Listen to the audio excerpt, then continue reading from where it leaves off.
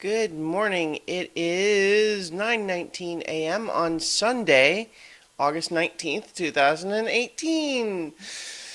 If I'd done this an hour earlier, it would be 8:19 on 8:19.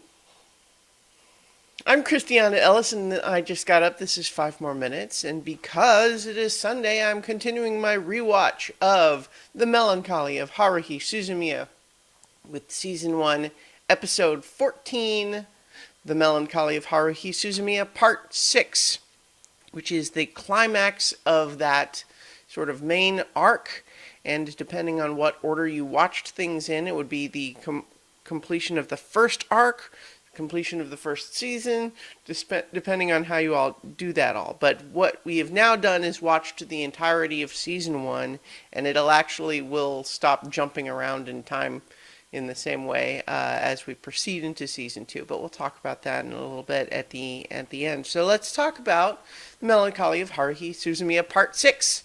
It is the completion of this main arc for the story. And so what happens? Well, we recall that last time we were with Kyon as he discovered the closed spaces that Haruhi creates and that Koizumi and his colleagues go into to try to stop these weird giants that Haruhi uses to express her boredom, frustration, and we also, we opened this episode with Kyon reflecting that he has now been given proof enough for him that he believes Yuki, Koizumi, and Mikuru all in what they, self-proclaim to be as alien time traveler Esper. And so he reflects at the beginning of the episode here, once again, the question that's come up here and there a couple of times, this idea of, okay, well, we know that Haruhi wants aliens, Espers, and time travelers. And so whatever these abilities she has are, she has managed to draw those things to her, even if she doesn't realize it. But again, that leaves the question, why Kyon? Why is he the one that's been drawn into all of this whole thing? Like, what's special about him? Koizumi has emphasized that he is an ordinary human. But what we can, this is a good example, I think, especially when we've watched the whole season in the order that we did, rather than only watching this initial arc. But I think we could probably guess it otherwise anyway. We know Kyon to be the only person who's really ever shown an interest in Haruhi's own interests, right? As we learned about her, much earlier in the season during Kyon's introduction to her, she has certainly had no shortage of interest from people in various clubs that wanted her to join because she seems to be good at everything she tries to do. She has certainly had lots of people ask her out on dates, and her practice was always to say yes, but then to almost immediately get bored. So, why Kyon? Well, we recall that she was just as sullen and closed off to him as everybody else until he pointed out that he recognized she was doing a pattern thing with her hair.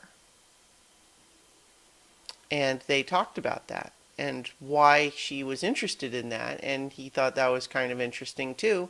And then she chopped off all her hair, cut it much shorter so she wasn't doing the same pattern thing. And so he was already a little bit like, that's interesting. But also, when she was expressing her frustration, about none of the clubs being good enough or doing what she wants to do, we have that sort of epiphany moment where Kyon suggests, make your own club. And that kicks off everything, that follows. And so we can recognize that, why Kyon? Well, because he showed an interest, right? And so we can recognize, too, that there have been lots of signs, especially if we're thinking about it over the course of the season, that Haruhi has feelings for Kyon that she maybe doesn't even really fully understand herself. Somewhat like her own powers, that she is doing things based on them without realizing that that's why. And so what we have in this episode, this initial reflection from Kyon about not knowing why he's been brought in as part of this strange group. And yet we're also dealing with an increasingly grumpy and frustrated Haruhi. She doesn't even change out of her gym clothes. But then there's also the bit in the club room where, we have Kyon on the computer, and then Mikuru almost discovers that he has all of those pictures of her. Which is, again, it's just a reflection of it totally serves him right. He's the one that's kind of being a little bit of a creep about it. But then there's that whole thing where they're scuffling over the mouse, and Haruhi comes in, and, we can recognize it as jealousy. Even though these kids are, unable to fully process these things themselves. And that makes her even more grumpy. And then they kind of have a little bit of a bickering thing where she wants to change clothes and he's kind of like, fine, whatever, change, I don't care. And then she wants him to leave, but then it becomes this whole thing where she's bristling with frustration and he is feeling a little bit fed up. And so they're arguing, but then it settles back into a normal afternoon, and Kyon is reflecting, well, I think this was not a bad day. Like, he is talking about these crazy things that have happened, and it's not so much that he wants more of them to happen, but them having happened, and then having an ordinary day, he's reflecting on, it seems like an okay world. And that's when, of course, that leads into us recognizing Haruhi probably is not necessarily feeling that way. And thus, Kyon wakes up with Haruhi in what seems to be a closed space based on the school. And, I like this sequence of them first exploring it. And Haruhi's progression through that whole experience, I think, is really interesting. And it speaks very much to the more complex version of Haruhi that we see sometimes when she is more uncertain or confused by something. And as opposed to just charging ahead full speed. What she does, first of all, she wakes him up, asks him what he knows about what's going on, and comments on him not seeming that surprised. And, he says, well, I'm surprised that you're here. That's what he says in the voiceover. But it's a reflection, actually, it echoes back to what Koizumi said when he brought Kyon into the closed space of, like, you don't seem as shocked by this as I would have expected. And so it seems that Kyon is kind of just by nature someone who doesn't really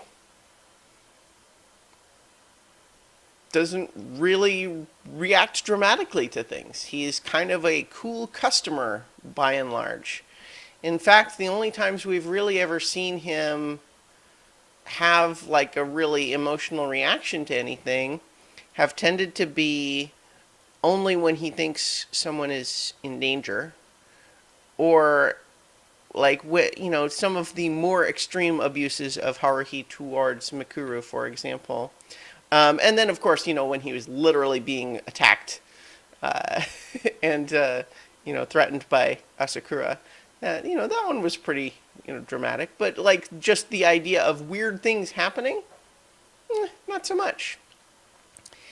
So he is kind of going along with her, and they get very practical about it. And then again, this is the practical side from Haruhi, is despite the fact that they have seemingly slipped into some sort of a weird little pocket dimension, they're doing ordinary things like, well, we tried to leave the school one way, force field, so let's see if it goes all the way around. It does. Okay, so let's go in. Let's try to see if we can find a phone. We'll break a window if we have to.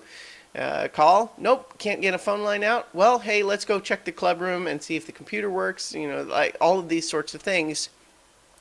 Approaching it from a very practical standpoint instead of panicking. But, throughout this, Haruhi, initially concerned and scared, is increasingly feeling comfortable and excited by the weirdness that's happening.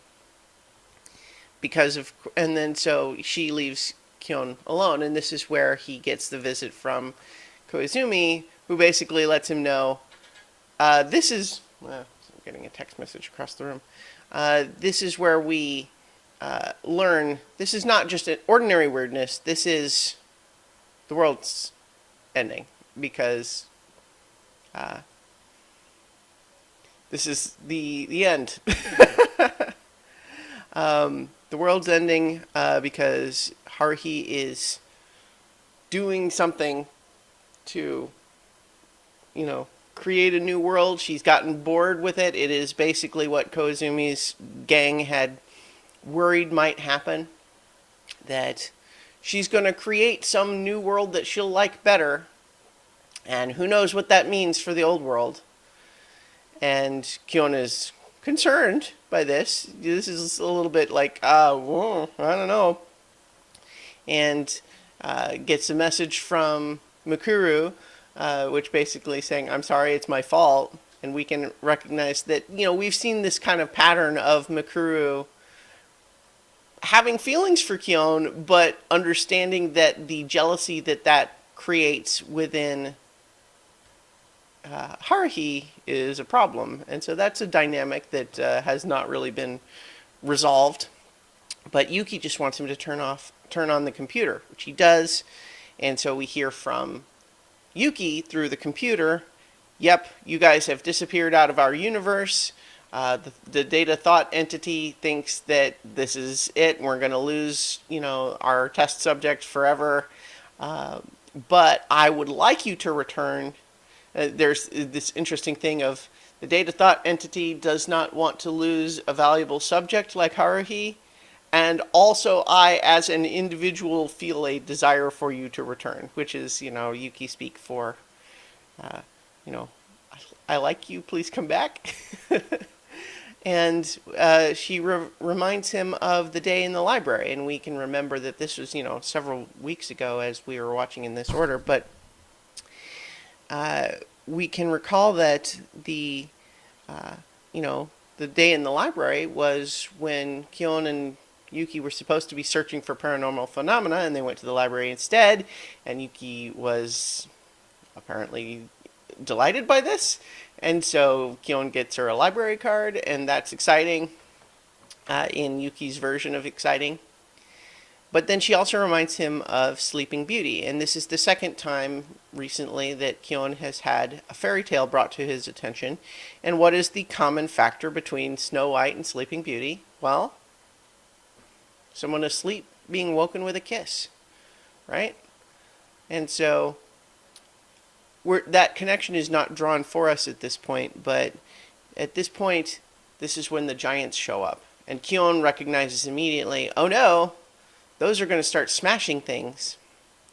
And I think we are also meant to intuit smashing up what we can see here, which looks like the old world, is probably the indication of the old world starting to get cleared away in favor of the new one.